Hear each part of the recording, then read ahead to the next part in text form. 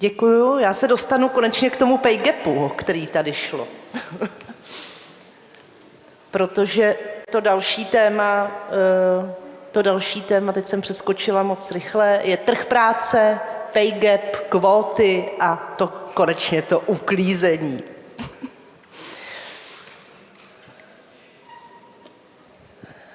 Diskriminace na pracovním trhu a opět, jak to vnímají ženy. Dá se to zarámovat jednou větou. Žena nemá dobrý věk na to, aby byla zaměstnaná.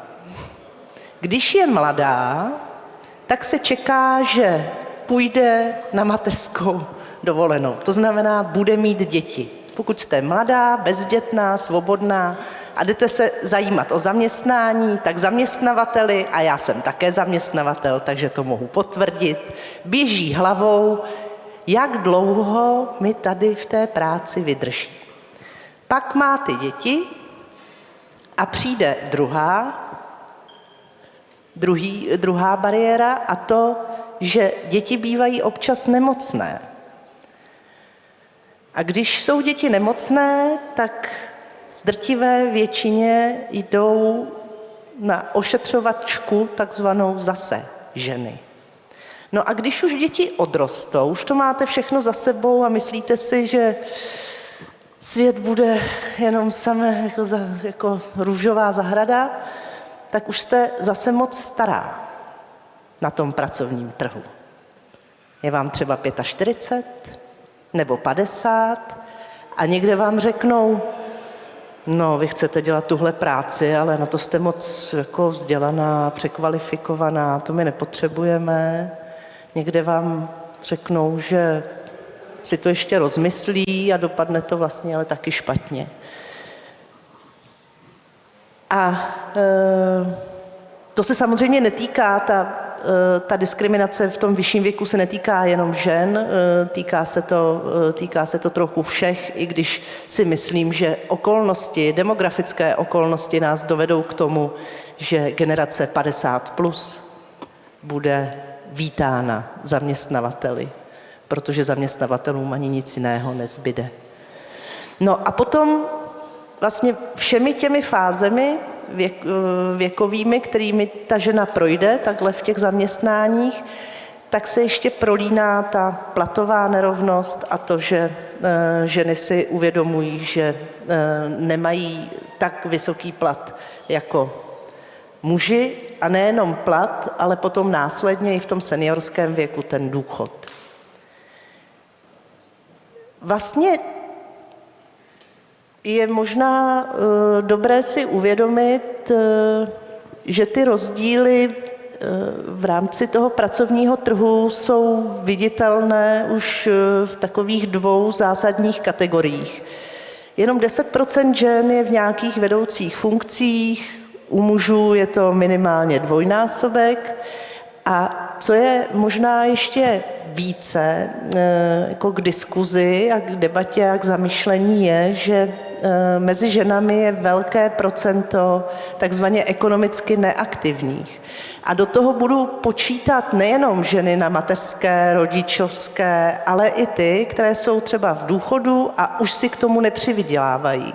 Protože muži častěji pracují na nějaký částečný úvazek, třeba ještě k důchodu a vidíte, že ten rozdíl je opravdu značný. Takže ten potenciál je samozřejmě nejenom v případě té rodičovské péče, ale musíme o tom přemýšlet i v případě předseniorského nebo seniorského věku. Pay gap. Tohle jsou výsledky výzkumu. 47% žen si uvědomuje, že má nižší platy než muži. Je to opravdu polovina žen. V případě mužů je to třetina, jsou to ti mladší, vzdělanější, kteří to častěji připouští. Ten reálný pay gap v roce 2022 v průměru byl zhruba 18% a to je opravdu velmi vysoké číslo, které vlastně znamená, že od října ženy v podstatě pracují zadarmo. By se to dalo takhle přeložit. A s pay gapem a obecně s uplatněním žen na trhu práce souvisí jedna taková samostatná kategorie, které se říká kvóty. Určitě už jste o tom slyšeli, dokonce už jsou v současné době díky Evropské unii nějakým způsobem zaváděny v zemích Evropské unie. A mě zajímalo, když jsme ten výzkum realizovali, co si o těch kvótách ženy myslí, protože ty kvóty mají být určeny pro ně. A jestli se s nimi stotožňují, anebo se s nimi nestotožňují. Vyšlo nám to tak půl na půl. Vlastně úplně ta prvotní reakce byla velmi, velmi negativní. Kvóta znamená, že mě to ponižuje, někdo mě do něčeho tlačí, je to umělý, já to nechci.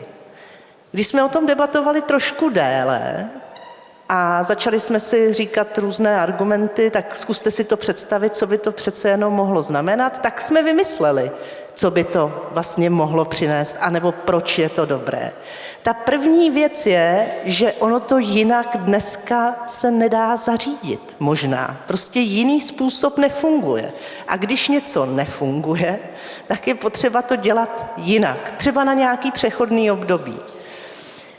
Druhá důležitá věc, která zaznívala, že ženy mají prostě jiné kvality v rámci toho, ať už manažerského přístupu, ale i třeba v některých povoláních a že by bylo fajn tam zohlednit, mít prostě tu větší variabilitu. A třetí, co ženy samy od sebe kam zase začaly inklinovat a souvisí to s tou rolí pečujících lidí. Chtějí být více slyšet v těch povoláních, která cítí, že jakoby společensky jsou jim bližší. Pořád se to točí kolem té péče, vzdělávání, zdravotnictví, sociální oblast. Ať jsou ženy v těchto ohledech jako ministryně, ať rozhodují a tak dále. Ty bariéry už jsem zmínila, je to ponižující, je to pozitivní diskriminace, prostě budou na to hejty, bude se to zaplňovat neschopnýma kandidátkama jenom proto, aby se to splnilo, to je prostě k ničemu, prostě se tam dostanou k tomu, na to místo jenom ženy, které prostě s tím budou souhlasit jenom proto, aby vyplnili ten prostor. A chtějí vlastně přirozený vývoj. A jedna důležitá bariéra je, že to stejně neřeší tu bariéru ohledně mateřství, mají pocit. Jo, že stejně to není, stejně to nevyváže z toho, o čem jsme mluvili na začátku. Už tady bylo zmíněno, že domácí práce, říkejme tomu spíš možná management rodiny, protože bych to asi nechtěla zužovat jenom na ten úklid a takové věci. Je to prostě management rodiny, domácnosti, péče o děti. V průměru zaměstnává ženy 2 hodiny denně. Je zjištěno, že ženy tráví těmito domácími záležitostmi minimálně 2násobek času než muži a navíc ještě tu máme samozřejmě sendvičovou generaci, kde také ženy jsou výrazně častěji neformálními pečujícími o rodinné příslušníky typu maminka, tatínek, tchýně, tchán a ženy tvoří prostě více než 80% neformálně pečujících. Nicméně, pořád to jako reálně takhle funguje, nicméně deklaratorně ve společnosti už funguje ten mindset, že to tak vlastně nemá být. To znamená, že ta společnost je opravdu teďka někde na nějakém půl kroku nebo někde v polovině. Protože když to má v té hlavě, tak pak už se přechází k těm činům. Nejdřív to vždycky musíte dostat do hlavy. 70% populace ví, že je špatně očekávat, že jenom žena bude plnit tu domácí péči, úklidy a tak dále. Nicméně si pořád myslíme, že se to od nás většinově očekává. Tak, polovina populace si myslí, že za domácí práce, žehlení, vaření, praní, uklízení má být spíše odpovědná žena. Častěji se to týká té starší generace než té mladší. Ale pozor, drobné opravy v domácnosti, péče o auto, všechny tyhle ty technické záležitosti. Tam jsme většinově, předpokládáme, ženy i muži, že to budou dělat muži. My tam taky jako vkládáme ta očekávání i na tu druhou stranu, ne, že jenom na nás něco je kladeno, ale ta většinová populace opravdu předpokládá, že tohle budou mít na starosti muži a nikdo se jich neptá, jestli se jim to líbí nebo se jim to nelíbí. Všechny ostatní věci, včetně péče o děti, se ta populace vlastně shoduje na tom, že by se o to měli starat jak muži, tak ženy, všichni prostě dohromady. Že tam nezáleží na tom, jak se vnímáme. Když to shrnu, ženy se cítí diskriminované ve všech fázích toho pracovního života. Reálný pay gap je někde kolem těch 18% a polovina žen si ho uvědomuje.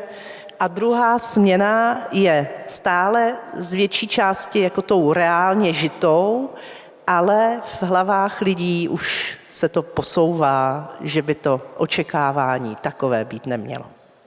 Tak diskutujte. Děkujeme mockrát. To byla Jana Hamanová.